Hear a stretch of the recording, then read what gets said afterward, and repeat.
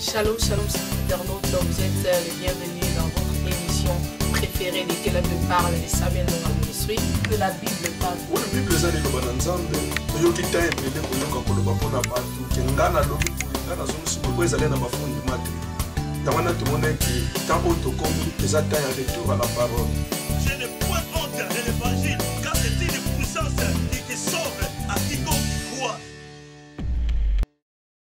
Shalom, shalom, bonsoir, bonjour, où que vous trouvez sur la planète, dans quel coin de la terre, nous vous saluons au nom de Jésus-Christ. Nous sommes dans notre émission Que la Bible parle de Samuel Nonga Ministry. Je suis votre pasteur Trésor.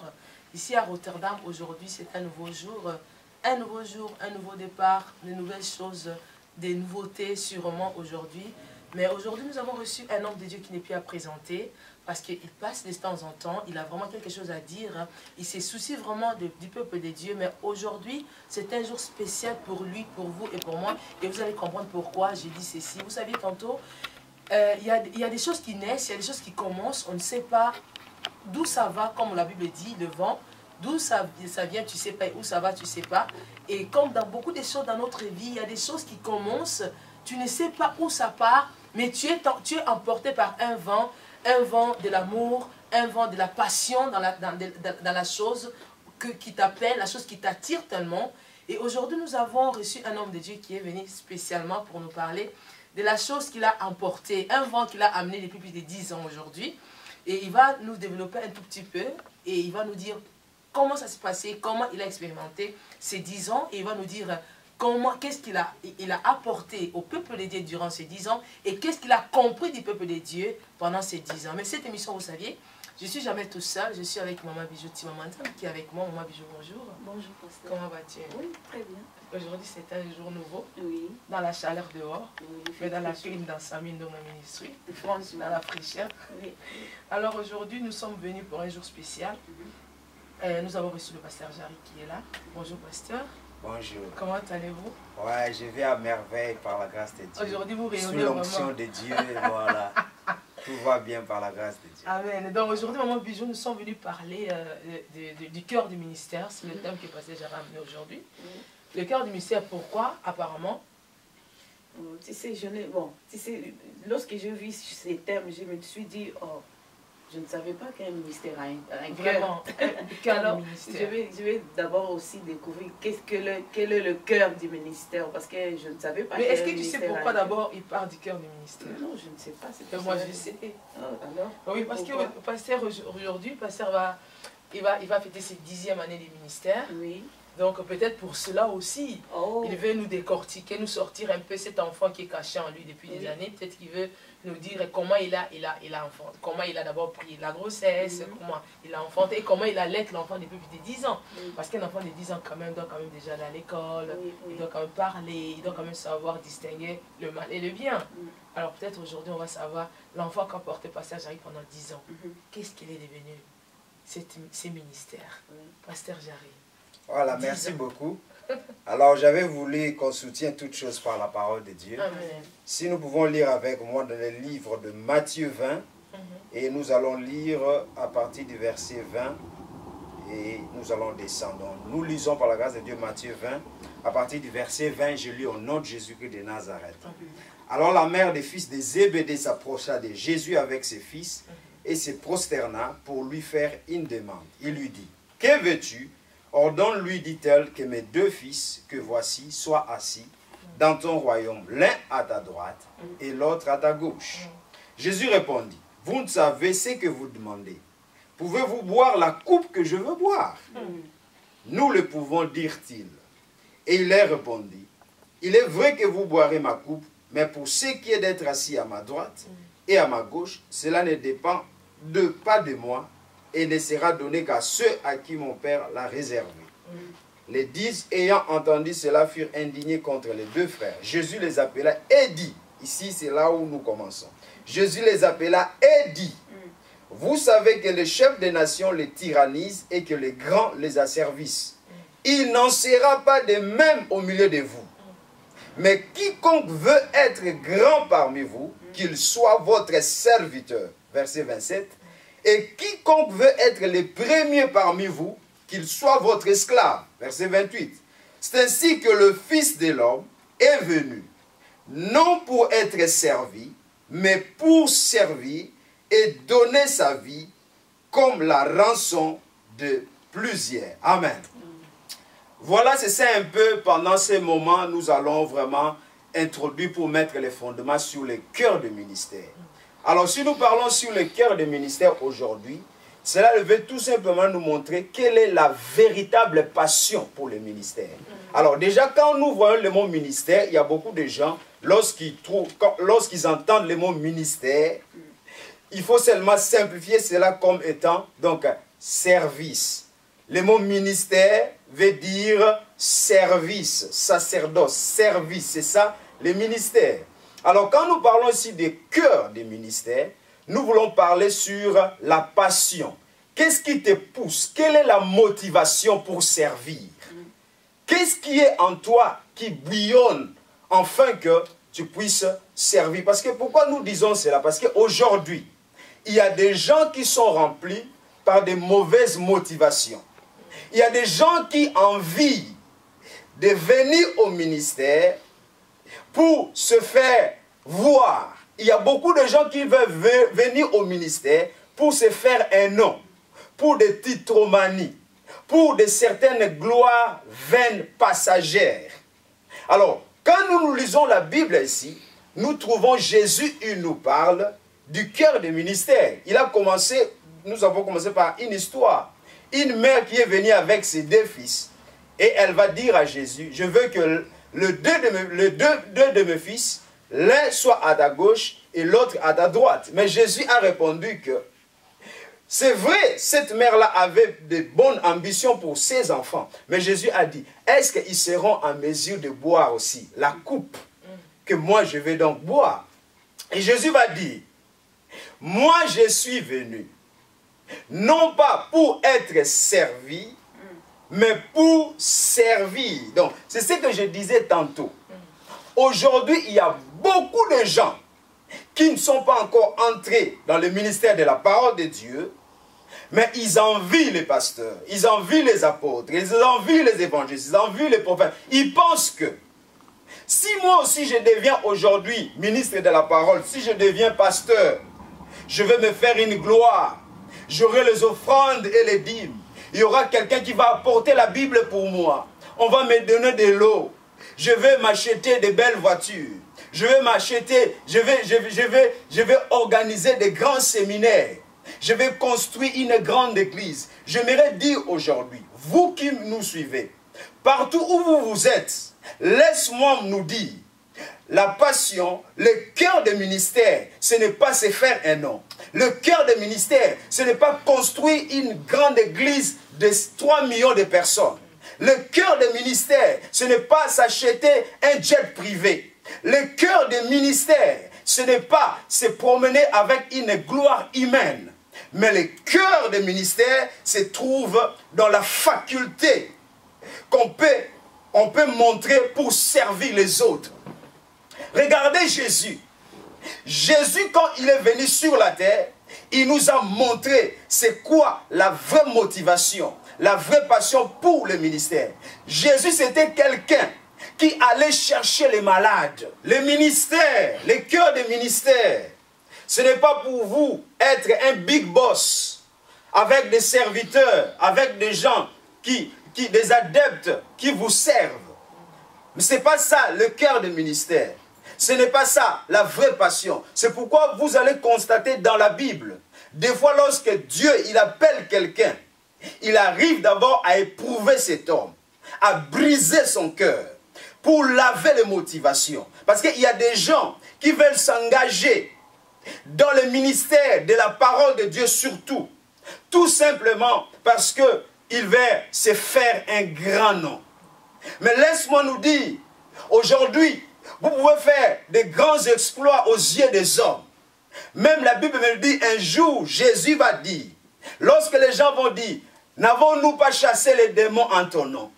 N'avons-nous pas fait des exploits en ton nom? Il leur dira, retirez-vous de moi, je ne vous ai jamais connu. Pourquoi? Parce que ils ont manqué à savoir c'est quoi le cœur du ministère, c'est quoi la passion.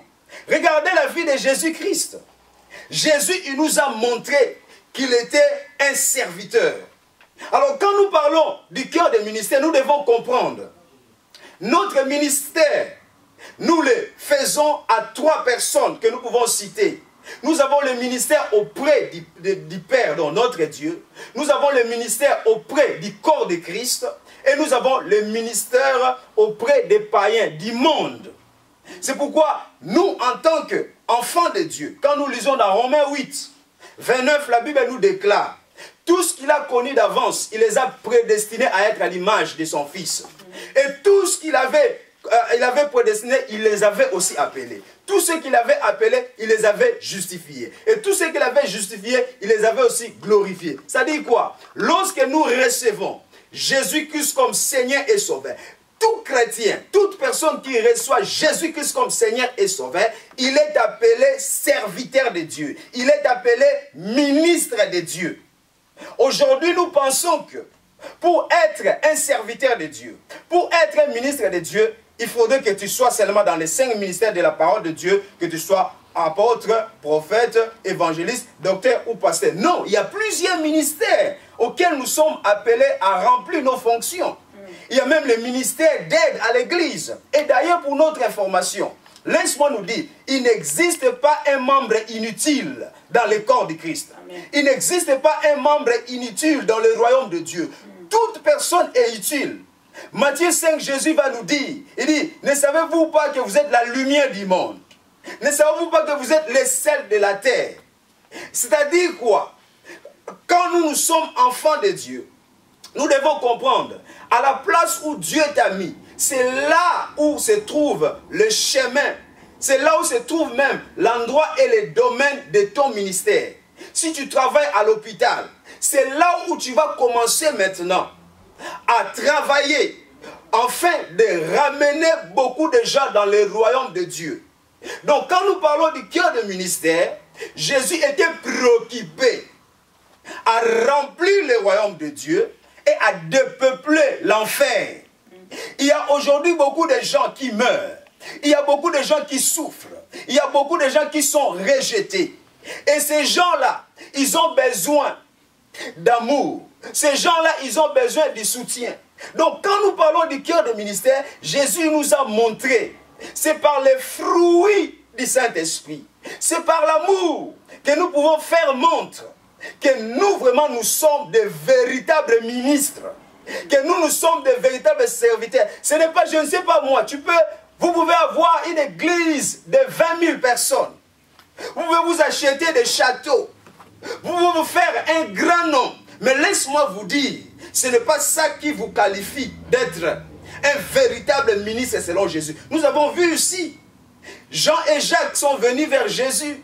Et Jésus a répondu à cette mère. Il a dit, moi je suis venu, non pas pour être servi, mais pour servir. C'est-à-dire quoi? Lorsqu'on s'engage dans le ministère, on doit comprendre, le cœur du ministère, c'est le fait de comprendre que un serviteur de Dieu est appelé à servir les autres et non à chercher à être servi.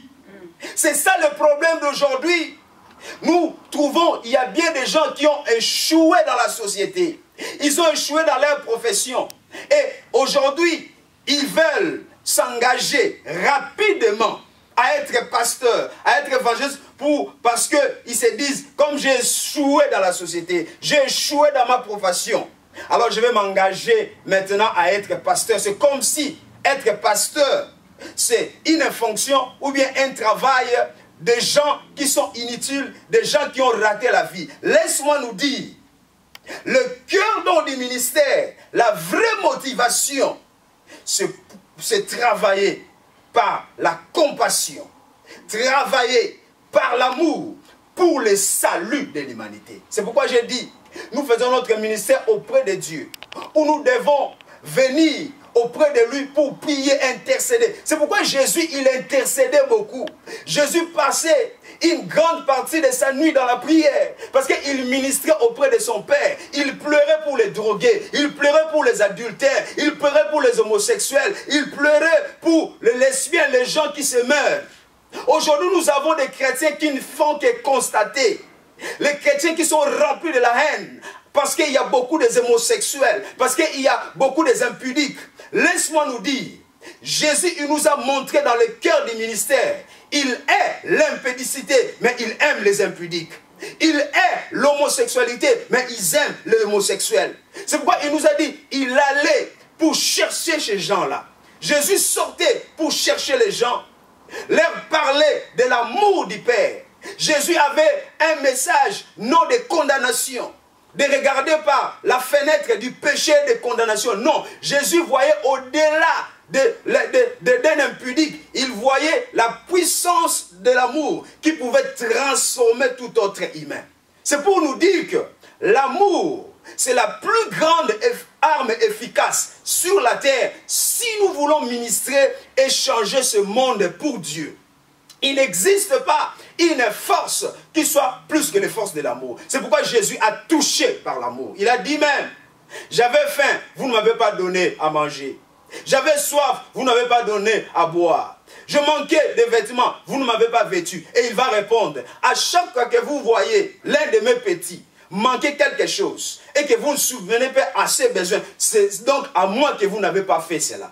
Donc pour dire, quand nous parlons du cœur de ministère, mon frère, ma soeur, comprenez-nous aujourd'hui, nous voulons dire que la vraie motivation, la vraie passion, c'est donc de regarder dans les hommes, regarder les incompétences, regarder ce que le monde manque et venir maintenant couvrir cela par les grâces, les talents, les capacités que Dieu nous a données. Donc pour dire que nous tous, dans le corps de Christ, nous avons des capacités. Et Dieu veut que, partout que tu sois, mets ces talents-là en exercice, afin de gagner le monde qui se meurt en Christ. Et je vais terminer pour dire, aujourd'hui, nous avons à l'église, il y a beaucoup de compétitions. À l'église, il y a beaucoup de conflits. Pourquoi? Parce qu'il y a beaucoup qui pensent que seulement pour servir Dieu, il faut être sur l'estrade. Il faut chanter sur l'estrade. Il faut prêcher sur l'estrade. J'aimerais vous dire, la grande partie du ministère de Jésus s'est passée à l'extérieur. La grande partie du ministère de Jésus ne s'est pas passée aux synagogues ou au temple de Jérusalem. Lisez la Bible. Jésus allait dans les marchés. Jésus allait dans les lieux publics. Il allait chez les pécheurs. Il allait chez les impudiques. C'est là où il exerçait le ministère. Donc la grande partie du ministère, c'est à l'extérieur. Ce n'est pas dans les quatre coins du mur. Que tu sois pasteur, que tu sois évangéliste, que tu sois docteur, que tu sois médecin, que tu sois, je ne sais pas moi, peintre, que tu sois menuisier. Si tu es en Christ, laisse-moi te dire, dans ton domaine, là où tu es, tu peux ministrer, tu peux servir les maîtres et Dieu va recevoir la gloire. Merci beaucoup. Voilà, ça c'était très profond. Voilà, chers internautes, si vous venez de nous rejoindre sur vos écrans, dans notre plateau, nous avons reçu le pasteur Jarry. Et aujourd'hui, c'est un jour spécial. Il est venu nous parler sur un thème très puissant, le cœur du ministère. Alors, il a essayé de développer, de nous expliquer qu'est-ce qu'il entendait par le cœur du ministère. Alors par là, j'ai compris que le cœur du ministère, si j'ai bien suivi son exposé, le cœur du ministère, c'est servir Dieu de tout son cœur, de tout son âme, avec sa passion. Pour le premier but d'abord, de gagner les âmes pour Christ, de ramener les gens à Christ, et non d'abord de se faire un nom, de se faire une gloire, et non d'abord de se faire certains services qu'on reçoit quand on est pasteur. Et il est en train de dire que le cœur du ministère, ça ne te revient pas à toi la gloire. La gloire revient à celui qui t'a appelé dans le ministère. Bon voilà, pasteur Jarry. Et vous avez cité ici 3 terrains où on exerce, où on peut exercer le ministère. Vous avez dit qu'on sert d'abord Dieu, on sert l'Église et on sert les païens. Quelle est la différence des services dans ces 3 terrains-là? Qu'est-ce qui est difficile quand on sert Dieu, quand on sert l'Église et quand on sert les païens? Quelle est la différence de tous ces 3 terrains? Merci beaucoup. J'aimerais dire ceci. Le ministère commence d'abord auprès de Dieu.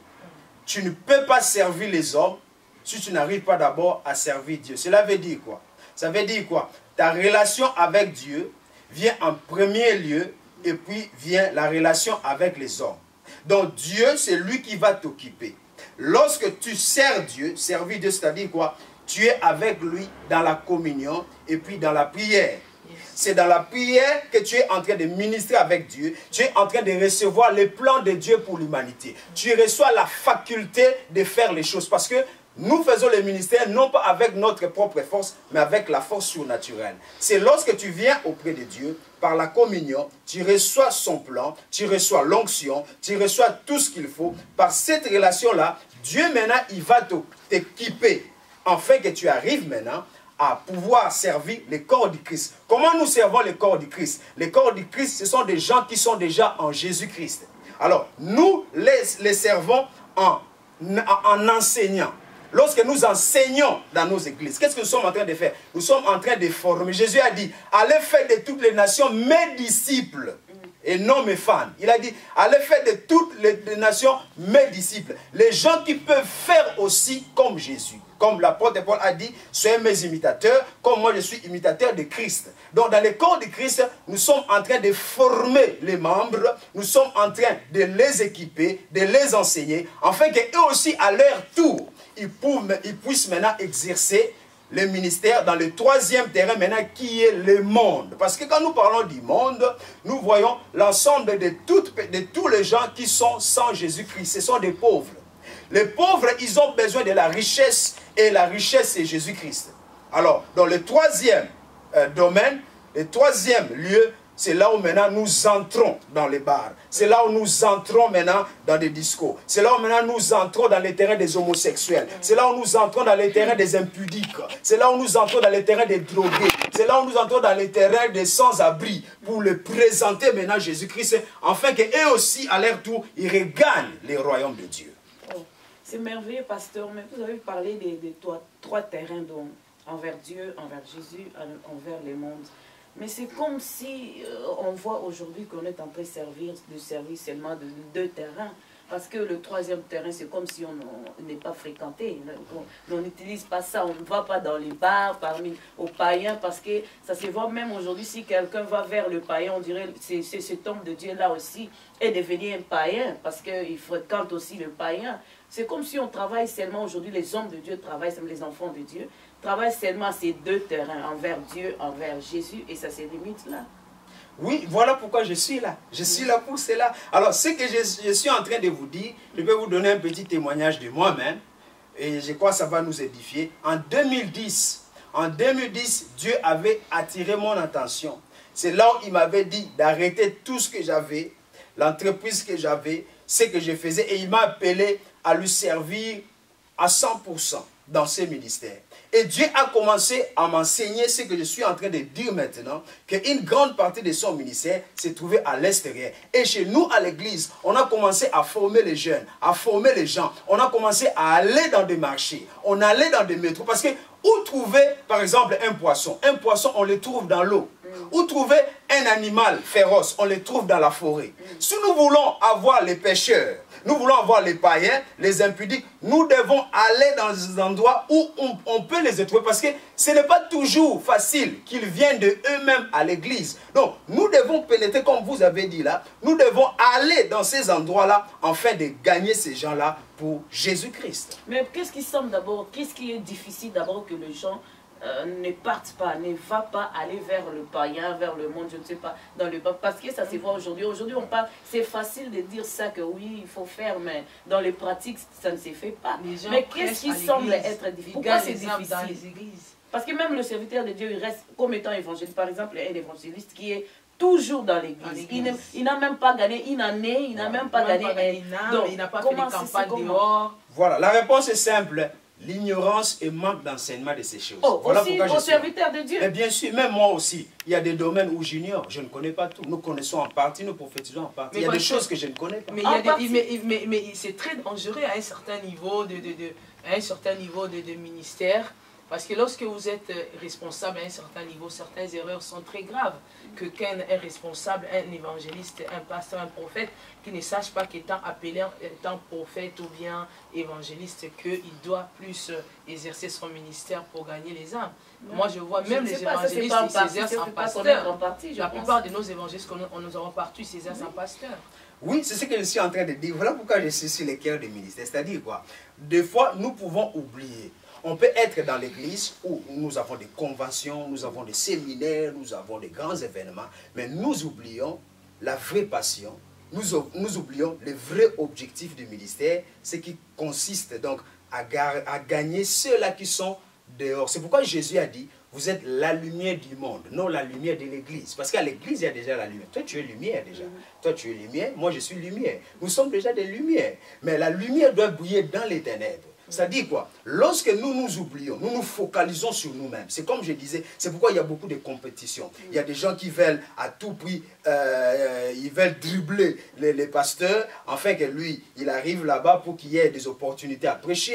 Il y a des chantres qui entrent et ils sont en train de se tirailler, des diacres qui se tiraillent. Pourquoi? Parce que nous avons concentré notre ministère seulement sur l'estrade, ici à l'église. Mais lorsque nous nous comprenons, le vrai ministère, le cœur du ministère, ce n'est pas seulement pas sur la chaise, ça c'est une partie des choses. Mais le vrai ministère, l'endroit du ministère, c'est le dehors, là où tu es, là où tu travailles. Peut-être tu travailles dans une boulangerie, peut-être tu travailles dans le ministère des Transports, peut-être partout, peu importe là où tu es, c'est le véritable endroit où tu vas exercer ton ministère et Jésus va te récompenser, peut-être même plus que celui-là qui est à l'église, qui chante, mais qui n'a jamais même gagné une âme à Jésus. Et pasteur, voilà. Comment on est appelé dans le ministère? Qui est appelé à être un ministre? Merci beaucoup. Comme je disais, nous avons lu dans Romains 8, 29, on nous dit que tout ce que Dieu avait connu d'avance, ils avaient prédestiné, tout ce qu'il avait prédestiné, ils avaient appelé. Tout celui qui est dans le corps du Christ, il est appelé. Nous tous, parce que nous sommes là, nous sommes appelés. Mais seulement, il y a l'hiérarchie de Dieu. Il y a les 5 ministères que Dieu a établis, comme j'avais dit, apôtres, et prophètes, évangélistes, docteurs et pasteurs. Ça, c'est les 5 ministères que Dieu a donnés pour coordonner les autres ministères. Que nous avons les ministères d'aide, comme les diaconats à l'église, l'équipe des anciens, l'intercession, ainsi de suite. Donc, nous tous, tels que nous sommes là, nous sommes appelés à un niveau. Seulement, nous devons comprendre qu'il y a l'hiérarchie, il y a la place du pasteur, il y a la place du diacre, il y a la place des intercesseurs. Tous, nous sommes appelés. Alors, pasteur, vous avez aussi parlé dans le verset qu'on vient de lire, Jésus qui a dit à ses disciples que, vous voyez, celui qui veut être grand, il doit servir les autres. Mais aujourd'hui, c'est comme si les contraires. Aujourd'hui, c'est le pasteur qui veut être servi. Et non, il ne sert pas je ne sais pas, ses membres de l'église. C'est comment? Parce que c'était la réponse de Jésus aux disciples, que si tu veux être grand, sers au moins les autres. Mais aujourd'hui, on voit c'est plus le pasteur qui veut être servi, parce que même dans les fêtes, on les voit, il y a les gens, parce que pas moi, mais il y a les autres gens qui déclarent que les pasteurs, même à la fête, ne veulent pas se servir, veulent qu'on le sert. Est-ce que c'est mauvais ou bien c'est comment? Merci, je vais éclaircir ici. Alors, quand nous parlons de servir ici, ce n'est pas seulement le fait que tu prends un pain, tu donnes à un membre de l'église. Non. Quand nous parlons ici de service, c'est-à-dire quoi? Jésus-Christ, il mettait toutes ces facultés qu'il avait. Jésus, il avait l'amour de Dieu, d'ailleurs il était l'amour. Il avait l'onction de Dieu pour guérir, délivrer, enseigner, et ainsi de suite. Donc il mettait toutes ces facultés qu'il avait, afin de pouvoir permettre que ces facultés puissent aider les autres. Donc quand quelqu'un avait besoin de la guérison, Jésus pouvait même quitter de là où il était. Il allait procurer la guérison par la puissance de la prière, de la foi. Quand quelqu'un avait besoin de la délivrance, il pouvait se déplacer pour aller délivrer sans problème. Et aussi quand les gens avaient faim, il pouvait aussi multiplier les pains et donner les gens à manger. Ça dit quoi? Jésus, il faisait toutes ces choses-là. Alors, comme vous avez posé la question aujourd'hui, il semble comme si les pasteurs aiment être servis, comme vous avez invoqué là dans des fêtes. Mais là, ce n'est pas vraiment dans notre contexte, mais c'est que nous voyons quand nous parlons de service. Comme j'ai expliqué cela, Jésus, il prenait tout ce qu'il avait et il mettait cela au service des autres. Parce que, je donne un exemple. Admettons que tu es pasteur dans une église où il y a 1000 membres. Je crois qu'un pasteur qui a 1000 membres, il a aussi plusieurs responsabilités. Alors, s'il va servir les autres du matin jusqu'au soir, il va se fatiguer comme Moïse. Pasteur, mais est-ce que c'est mauvais? Parce que vous avez parlé souvent d'avoir un ministère. Le cœur des ministères, ce n'est pas le fait d'avoir un grand nombre, d'avoir une grande église, je ne sais pas, d'avoir de parcelles, de maisons. Mais est-ce que c'est mauvais d'avoir toutes ces choses dans son ministère? Est-ce que c'est mauvais? Non, ce n'est pas mauvais. D'ailleurs, Jésus a dit dans Matthieu 6, 33, recherchez premièrement le royaume de Dieu et la justice, et toute chose vous sera donnée par-dessus. Et nous voyons d'ailleurs le Seigneur Jésus-Christ, il nous a montré que lui-même, en servant Dieu, il y avait une grande foule qui le suivait toujours. Jésus, c'est le nom au-dessus de tout nom. Il est le nom qui est au-dessus de tout nom. Il avait une popularité. C'est pour nous dire tout simplement, ces choses-là vont venir. Mais le nœud du problème, le cœur du problème, ce n'est pas d'abord toutes ces choses. Pourquoi nous disons cela? Parce qu'il y a beaucoup de gens aujourd'hui qui veulent se précipiter dans les ministères. Pourquoi? Parce qu'ils voient, il y a des autres hommes de Dieu, ils ont des grandes églises, 20 000 personnes, les hommes de Dieu ont des privés jets, les hommes de Dieu, ils sont bourrés par plusieurs voitures, ils sont riches. Alors il y a beaucoup de gens qui veulent se précipiter dans les ministères avec de telles motivations qui ne sont pas bonnes. Donc pour dire que ces choses-là ne sont pas mauvaises. Ces choses-là vont seulement vous accompagner. Mais lorsque vous faites votre priorité, d'abord, le royaume de Dieu, dépeupler l'enfer et peupler le royaume de Dieu. Parce que j'ai posé cette question, parce qu'aujourd'hui aussi, ça semble aussi être que le pasteur, supposons un pasteur qui a commencé un ministère qui n'a pas toutes ces choses, parce que ça se voit aujourd'hui. C'est normal que je commence mon ministère et je n'ai pas de maison, je n'ai pas de jet privé, je n'ai pas de voiture, je n'ai pas un grand nom. Alors ces hommes de Dieu-là, qui n'ont pas toutes ces choses, traitent aussi l'autre serviteur de Dieu qui ont tout ça, comme étant de faux, comme étant d'égoïstes, comme étant je ne sais pas, comme si c'est précipite d'avoir toutes ces choses. Que dites-vous par rapport à ça? Non, je veux dire, il faut qu'il y ait de l'équilibre. Nous devons comprendre. D'ailleurs, nous, en tant qu'enfants de Dieu, ils ne doivent pas avoir toutes ces choses-là entre nous. Si vous voyez que quelqu'un qui a commencé soit avant vous, ou bien il a commencé après vous, et que Dieu l'a élevé peut-être, humainement parlant, dans un niveau où vous n'êtes pas encore atteint, il faut tout simplement glorifier Dieu. Donc il faut glorifier Dieu pour lui, ce n'est pas mauvais. Donc glorifier Dieu parce que lorsque vous glorifiez Dieu pour les autres, Dieu va faire aussi que votre gloire soit vue de tout le monde. Donc il ne faut pas pouvoir salir les autres parce qu'ils ont un grand nom, ils ont un grand ministère. Non, ce n'est pas ça. Nous voulons tout simplement mettre de l'équilibre pour faire montrer aux gens que ça, ce n'est pas la priorité. Ce sont des choses que Dieu peut manifester dans un homme de Dieu, mais ce n'est pas d'abord notre priorité.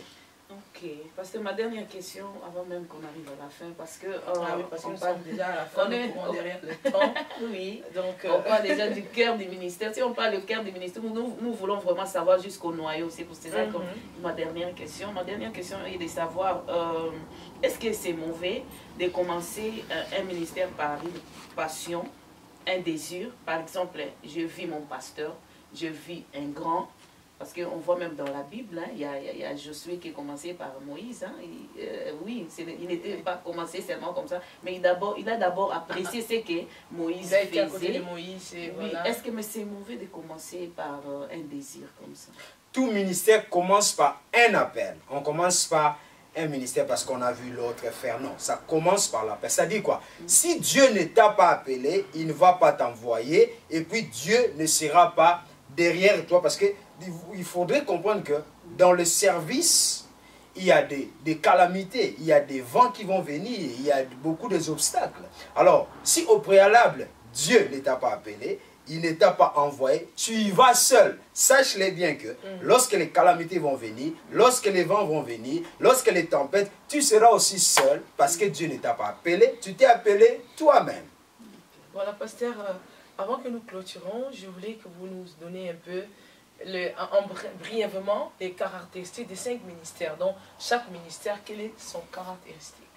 Merci beaucoup. Donc là, nous sommes déjà donc dans Ephésiens 4, où Jésus-Christ, il parle de 5 ministères que nous citons d'abord. Le ministère apostolique, nous voyons par le mot apôtre, ça veut dire tout simplement missionnaire. Donc quelqu'un qui est appelé par Dieu pour être missionnaire. Un missionnaire, c'est celui que Dieu a mis dans son cœur, ce désir-là, et puis la faculté d'aller de lieu en lieu, bâtir les églises, et puis laisser un responsable, ça peut être un ancien, un pasteur, ou ainsi de suite. Alors, comme vous avez dit rapidement, je peux directement aller d'un prophète. Un prophète, nous voyons par le mot prophète, nous voyons la bouche autorisée de Dieu. C'est quelqu'un qui reçoit les oracles de Dieu, qui reçoit la parole de Dieu pour transmettre à son peuple. Et un prophète peut exercer son ministère lorsque, par exemple, il y a par exemple les problèmes la corruption dans le pays, il y a les problèmes de l'idolâtrie, et personne ne fait quelque chose, personne n'en parle. Dieu peut parler à un prophète pour pouvoir venir régler ce problème. Ça peut être du péché ou soit aussi ramener le cœur des enfants de Dieu vers l'éternel. Et puis nous avons le ministère évangélique. Derrière le mot évangélique, quand nous voyons l'évangile, nous voyons qui veut dire bonne nouvelle. Un évangéliste, c'est celui-là qui est appelé de pouvoir gagner les âmes et les amener donc à l'église locale, ou bien les gagner et les amener dans le corps du Christ. Un évangéliste, c'est vraiment un véritable gagneur d'âme, s'il faut dire terre à terre. Et puis nous avançons, nous voyons le ministère d'un docteur. Un docteur, nous voyons déjà par le mot docteur, c'est quelqu'un qui a reçu la faculté de Dieu pour pouvoir expliquer la parole de Dieu, même dans une telle simplicité que même quelqu'un qui est illettré, quelqu'un qui n'a pas été sur les bancs de l'école, même un petit enfant peut comprendre ce qu'il est en train de dire, pourquoi il a cette faculté de pouvoir enseigner. C'est comme, je peux donner un exemple, nous en tant que parents, c'est vrai, nous savons que 1 plus 1 égale 2, mais des fois c'est difficile pour enseigner à ton enfant quel est le principe, quelle est la méthode qu'il faut appliquer pour savoir que 1 plus 1 égale 2. Mais lorsqu'ils vont à l'école, un enseignant, il enseigne, il explique l'enfant, il descend dans son niveau et tout enfant peut comprendre. Et puis nous avons un pasteur. Quand nous voyons un pasteur c'est un berger. Donc c'est celui-là, un papa, c'est lui-là qui est auprès des brebis. Un pasteur, c'est lui qui connaît l'odeur des brebis. Un pasteur, c'est lui qui connaît la voix des brebis. Un pasteur, c'est lui qui, avec les brebis, il comprend leur langage et c'est celui-là qui les amène vers le vert pâturage. Ok, voilà, nous sommes presque à la fin, nous avons terminé notre émission. Mais pendant que vous êtes en train d'expliquer, il y a une pensée qui me monte, pasteur. Très rapidement, une seconde. Est-ce possible de faire un de ces ministères, même si on n'a pas cet appel dans le cas où il y a le besoin? Oui, bien sûr, c'est-à-dire quoi? On peut avoir un ministère pastoral, comme moi j'ai un ministère pastoral. Mais il arrive des moments où, quand tu te mets sous l'estrade pour prêcher la parole de Dieu, Dieu t'utilise avec une grâce prophétique. En ce moment-là, tu es pasteur, mais Dieu t'utilise par une grâce prophétique en ce moment-là. Donc Dieu est souverain. Non, vous ne devenez pas prophète. Ne changez pas de pasteur au prophète. Pasteur, juste un petit flash pendant que vous êtes en train d'expliquer, vous donner les caractéristiques des 5 ministères. Il y a une pensée qui m'est venue. Bon, nous voyons aujourd'hui, nous constatons que tel que ça se voit, ça se présente comme si parmi les 5 ministères, il y a un qui est plus grand. Ça paraît comme ça, comme si l'apôtre est plus grand, après vient le docteur, après c'est le prophète, après c'est le pasteur, et le tout petit, c'est l'évangéliste. Et aujourd'hui, nous voyons des hommes de Dieu qui montent à des classes. Il était évangéliste, après il change, il devient prophète, après il change, docteur, pasteur, prophète, docteur. Bon, qu'est-ce qu'il en est? Quel est le plus grand des 5 ministères? Et est-ce possible d'augmenter, de changer, d'aller d'un ministère à un autre? Merci beaucoup. Déjà dans notre exposé même, ça a été le cas de deux fils de Zébédée. Et Jésus avait répondu d'ailleurs que celui qui veut être le plus grand parmi vous, qui soit donc votre esclave. Donc pour dire qu'ils sont tous égaux. Que tu sois pasteur, que tu sois apôtre, ils sont tous égaux. Mais seulement nous trouvons que les grâces sont différentes. Les fonctions sont différentes. Dieu peut t'appeler en tant que pasteur de rester dans une église, de diriger cette église. Alors si tu fais bien ton travail de pasteur, Dieu peut même te considérer plus que comme il peut considérer un apôtre qui est appelé, mais qui ne fait pas son appel de l'apostolat. Donc pour dire qu'on ne peut pas monter, c'est comme si quand tu es pasteur, tu as un niveau très bas et puis tu montes comme apôtre. Non, c'est pas comme ça. Ils sont tous égaux. Et puis, ça dépend seulement des grâces et des fonctions là où Dieu t'a établi. Ok, voilà, chers internautes, nous sommes à la fin de notre mission. Vous avez compris, aujourd'hui, nous avons parlé du cœur du ministère, le pasteur Jarry. Il est en train de fêter ses 10 ans de ministère aujourd'hui. C'est un jour où il a organisé 2 journées de puissants illimités des dieux. Il va parler aussi du ministère. C'est pour cela que nous avons parlé du cœur du ministère. Et tout à l'heure, il est en train de nous expliquer qu'il n'est pas bon, ce n'est pas biblique de voir des gens changer d'une classe à une autre dans le ministère, c'est-à-dire il quitte de l'évangéliste, il devient pasteur, après il devient prophète, après il devient docteur, après il devient apôtre, non. Il dit, Dieu nous appelle, ça dépend de la grâce que Dieu a mise à chacun, tous sont égaux. Alors, nous sommes à la fin, cette émission je l'ai présentée avec Maman Bijouti, Maman Nzambi. Nous avons reçu l'homme de Dieu, le pasteur Jarry, j'ai dit encore une fois de plus, nous ne cesserons jamais de le recevoir dans notre plateau parce qu'il vous apporte tellement de bonnes choses, tellement de révélations, des choses que vous avez besoin pour ce temps de la fin. Allez nous visiter dans notre site www.samiendongaministry.com. Notre page Facebook, c'est Samien Ndonga Ministry. Là-bas, vous allez voir nos émissions qui passent tout le temps. Si vous avez des suggestions, si vous avez peut-être des questions à poser, ou vous voulez peut-être vous adhérer, devenir partenaire de ces sites Samien Ndonga Ministry, écrivez-nous, visitez notre site. Vous serez bénis et Dieu vous bénira encore davantage. Que Dieu vous bénisse où que vous soyez. Merci d'avoir été nombreux de nous suivre dans votre émission préférée, Que la Bible parle. Au revoir. Pasteur Trésor, Maman Bijou.